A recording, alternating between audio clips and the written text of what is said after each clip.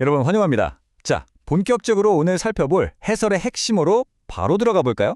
아프리카의 작은 나라에서 일어나는 소동이 어떻게 지구 반대편 대만 해협의 안보를 직접적으로 위협하고 있는지, 겉보기엔 전혀 상관없어 보이는 글로벌 사건들이 하나로 연결되는 그 놀라운 나비 효과를 오늘 낱낱이 파헤쳐 보겠습니다.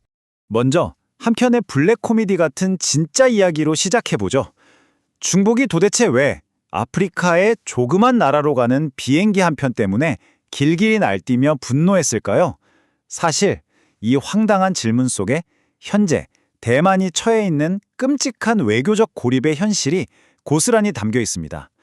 대만의 숨통이 얼마나 꽉 막혀 있는지 보여주는 완벽한 예시죠. 이른바 에스와티니 비밀수송 작전이라고 부를 만한 사건인데요. 대만의 고위 인사인 라이칭더가 수교국인 에스와티니를 공식 방문하려 했습니다.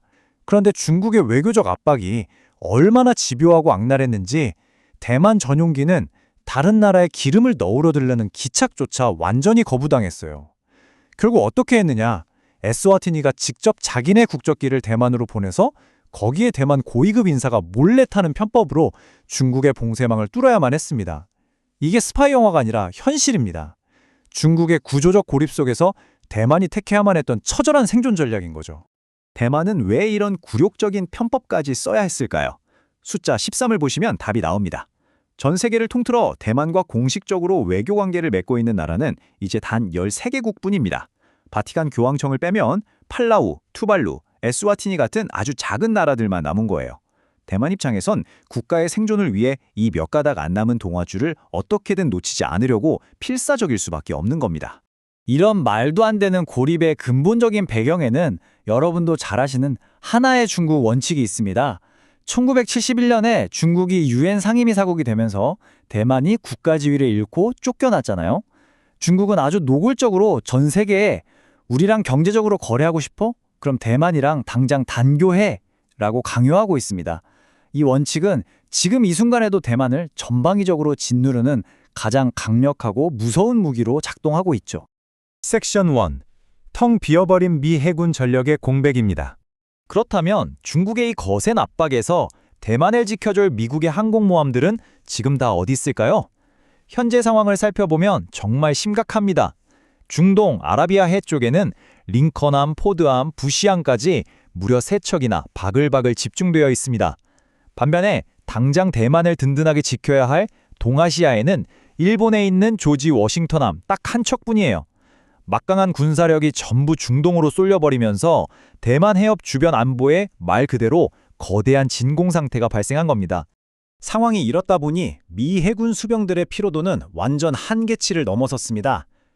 보통 항공모함은 한 번 나가면 6개월 정도 작전을 뛰는데요. USS 포드함은 무려 312일 동안이나 바다에 떠 있어야 했습니다.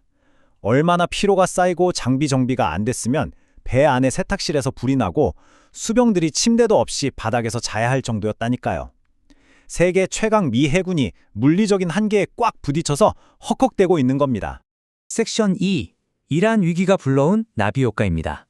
단순히 배만 중동으로 이동한 게 아닙니다. 미국의 무기고 자체가 말 그대로 텅텅 비어가고 있다는 게 진짜 핵심입니다. 이란이랑 팽팽하게 대치하면서 미국이 자랑하는 핵심 전략 무기인 토마호크 미사일 재고의 3분의 1을 이미 써버렸습니다. 설상가상으로 한국에 배치되어 있던 사드나 패트리어트 미사일 탄약까지 중동으로 반출됐고요. 심지어 일본이 예약 주문한 정밀 무기마저 인도가 지원되고 있습니다. 동아시아 방어를 위해 든든하게 쌓여 있어야 할 무기들이 중동 모래바람 속에서 불타 없어지고 있는 셈입니다. 여기서 소름 돋는 사실 하나 짚고 넘어가 볼까요?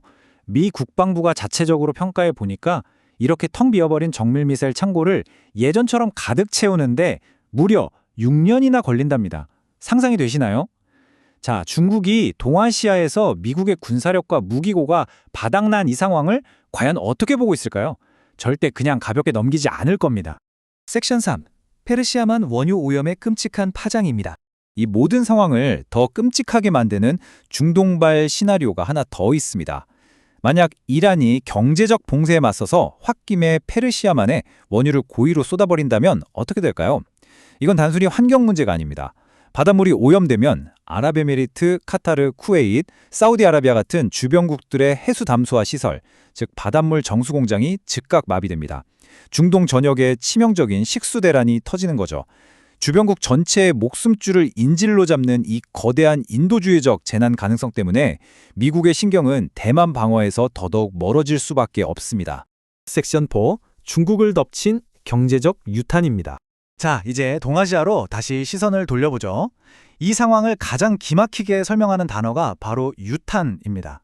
원래 목표물이 아닌 엉뚱한 곳으로 날아가서 엄청난 피해를 주는 총알을 말하잖아요. 미국이 이란에 목을 조르겠다고 쏜 경제 제재라는 총알이 정말 엉뚱하게도 중국 경제의 심장부에 유탄으로 콱 박혀버린 겁니다. 이게 무슨 말이냐면 원래 중국은 이란이나 베네수엘라에서 국제 시세보다 엄청나게 싼 값에 원유를 대량으로 사들이며 경제를 돌렸거든요. 이란이 수출하는 기름의 무려 90%가 중국으로 갔으니까요. 그런데 미국의 강력한 해상 봉쇄 때문에 이 꿀 같던 값싼 기름줄이 하루아침에 뚝 끊겨버린 겁니다. 중국 경제가 비명을 지르기 시작하면서 대만을 향해 마음껏 무력 시위를 할 수 있는 중국의 경제적, 군사적 여력에도 뜻밖의 브레이크가 걸려버린 셈이죠. 섹션 5. 양손이 텅 빈 미중 정상회담입니다. 그래서 여기서 우리가 주목해야 할 아주 결정적인 포인트는 두 초강대국 리더 모두 치명적인 약점을 안고 테이블에 앉았다는 사실입니다. 트럼프 대통령은 당장 아시아를 든든하게 지킬 해군력도 부족하고 미국 내 유가 폭등이라는 엄청난 정치적 부담을 안고 있습니다. 반면 시진핑 주석은 값싼 원유 공급이 막혀서 국내 경제가 휘청거리는 뼈아픈 압박에 시달리고 있죠. 둘 다 상대를 확실하게 제압할 레버리지가 없는 겁니다. 이런 위태위태한 상황에서 대만 문제는 어느 쪽도 섣불리 건드릴 수 없는 시한폭탄으로 남게 되는 거죠. 양쪽 다 힘이 빠진 상태다 보니 협상이 제대로 될 리가 없습니다. 미국은 이란에게 20년 동안 우라늄 농축 중단해 라고 강하게 요구하지만 이란은 5년, 길어야 10년만 할게 라며 팽팽하게 맞서며 교착 상태에 빠졌죠. 이렇게 복잡한 중동 문제와 당장 발등에 떨어진 경제 이슈들이 모든 우선순위를 집어삼키면서 한때 중요했던 북한 관련 외교 아젠다는 아예 논의 테이블에서 흔적도 없이 밀려나 버렸습니다. 참으로 씁쓸하면서도 냉혹한 국제 외교의 현실입니다. 자, 오늘의 해설을 마무리하면서 여러분께 아주 도발적인 질문을 하나 던지고 싶습니다.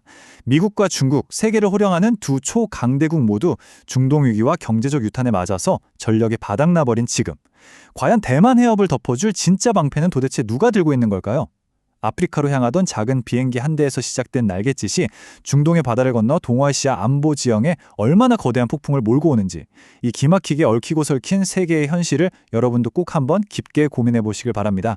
저는 다음 시간에도 흥미로운 분석으로 찾아오겠습니다.